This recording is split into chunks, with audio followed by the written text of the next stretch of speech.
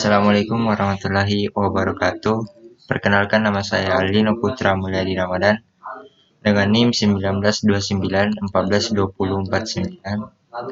dari kelas Teknik Komputer B 2019 dengan mata kuliah Keamanan Informasi.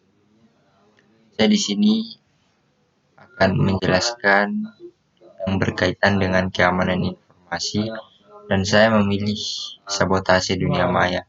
Dan saya akan sedikit menjelaskan tentang sabotase dunia maya. Sebagaimana disebutkan dalam penjelasan pasal 27 ayat 4 Undang-Undang 19 2016, ketentuan pemerasan dan pengancaman yang diatur dalam pasal 27 ayat 4 Undang-Undang ITE dan perubahannya mengacu pada pemerasan dan pengancaman pada Kitab Undang-Undang Hukum Pidana KUHP. Pemerasan atau pengancaman diatur dalam pasal 369 KUHP yang berbunyi sebagai berikut.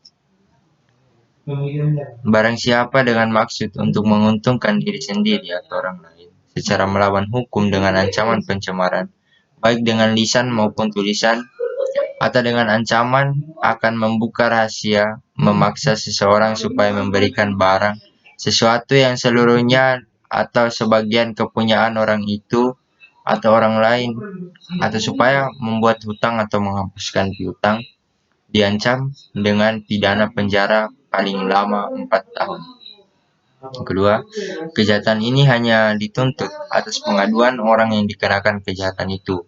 Dalam kejahatan ini, modus yang dilakukan biasanya membuat gangguan, perusakan atau penghancuran terhadap suatu data, program komputer atau sistem jaringan komputer yang terhubung dengan internet, di mana biasanya kejahatan ini dilakukan dengan cara menyusupkan suatu logik bom, virus komputer, ataupun suatu program tertentu, sehingga data program komputer atau sistem jaringan komputer tidak dapat digunakan, tidak berjalan sebagaimana mestinya, atau berjalan namun telah dikendalikan sesuai yang diinginkan oleh si pelaku.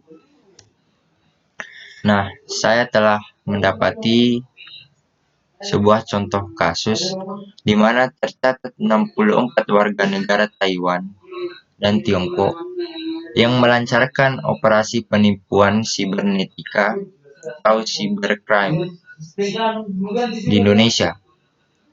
Akhirnya dideportasi.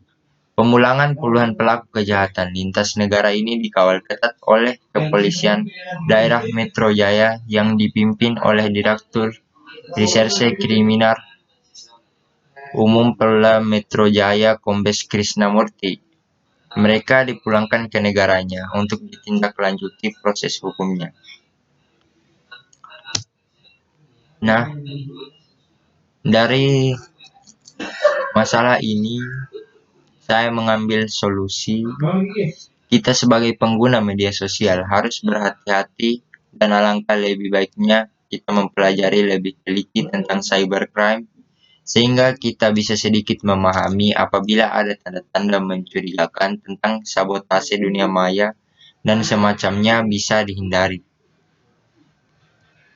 Nah, kesimpulannya, sebelum kita terjun ke dunia maya atau online, sebaiknya kita harus memahami segi negatif dan positif pada dunia maya.